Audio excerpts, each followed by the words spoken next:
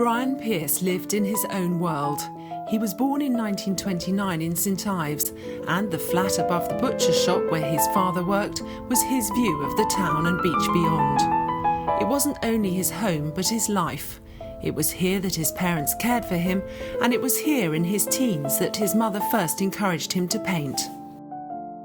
One day his mother bought him a colouring book from Woolworths, which had an image of an object on one side which was coloured, and on the other side it was just a black outline, and she encouraged him to fill in the outline, and he seemed to take to it like a duck to water. And in fact, he soon didn't need to use books like that anymore, but he always used that method of creating his artworks by drawing them in, first drawing the outline and then filling them in with blank colour, or, broad colour. St Ives was a centre of artistic activity, and Bryan became part of the creative scene. He enrolled at the town's School of Painting, and it wasn't long before his teacher, Leonard Fuller, said he was best left to flourish on his own, which he did. 2 years later, he had his first one-man show at the Newlyn Art Gallery. His mother Mary helped him every step of the way. She learnt fairly early on that what she needed to do was to organise him. She was an artist herself, and therefore she understood about his painting and realised that he was going to be quite special, and therefore she would support him in his painting. She had painted herself and gave up in order to look after him, and he just did the works, and she actually bought the materials, and once the works were done she would get them framed, she'd get them exhibited, and did all, it was like being an agent really, and she did that selflessly for the rest of her life. Bryan needed this ballast. He suffered from what was then a little-known disease called phenylketonuria from birth. His parents were unknowingly both carriers. Bryan's sister Margaretta died from the disease. Bryan was affected to a lesser extent and was only diagnosed at the age of 30. 5 years after that, his mother spoke about it first publicly as his work was put on display in Liverpool and then London.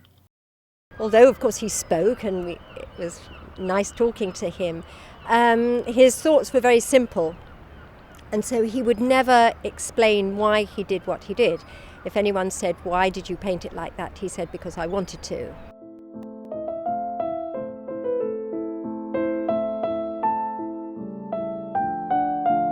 But he often painted pictures of the harbour. It was very important, and I don't know whether you realise, but a number of them, he called them St Ives Harbour all round, because the way he painted the harbour is if you were actually walking around it, and you could turn it upside down, and the little houses would be upside down at the bottom and the right way up at the top. And nobody else had ever painted like that. Nobody understood where that had come from, but it was his own style, and he decided on it. Bryan moved to a ground floor flat overlooking Porthmeor Beach when his father retired. He drew inspiration from this different perspective on St Ives and had a nearby studio. He also painted elsewhere when taken on trips. After Mary's death, Janet Axton was one of those who took him out. All that we can imagine is that's the way he saw the world, and that was the way he was communicating with us all. And of course his paintings, if you look at them all, they're blue skies, there's not a cloud in the sky, there are no ripples and no waves, and therefore life was like that. Bryan exhibited widely and expanded his repertoire with screen prints, etchings and coloured crayons on Conte paper.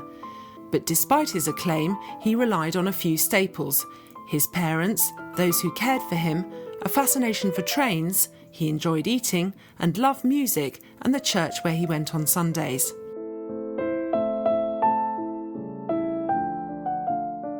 The church was very, very important to him, and he knew that one day he would go to heaven, and that was what was important to him.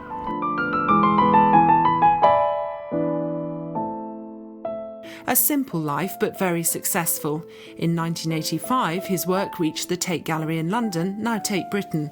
He had a one-man show at the Royal Cornwall Museum in 2000, and Tate St Ives showed his work just after his death in 2007. Painting remained a release for Bryan, and he revelled in portraying his own vision of the world, which is widely appreciated and admired.